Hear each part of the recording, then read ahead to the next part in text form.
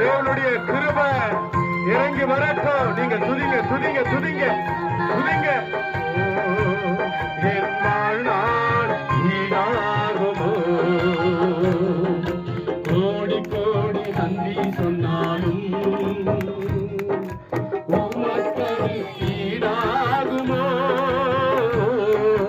கோடி கோடி நன்றி சொன்னாலும் என் வாழ்நாள் ஈடாகுமோ.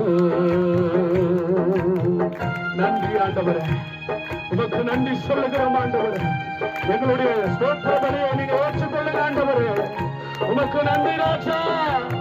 நீங்க மாத்திரம் என் வாழ்க்கையில வரவில்லை, நான் என்றைக்கே மறித்திருப்பேன்.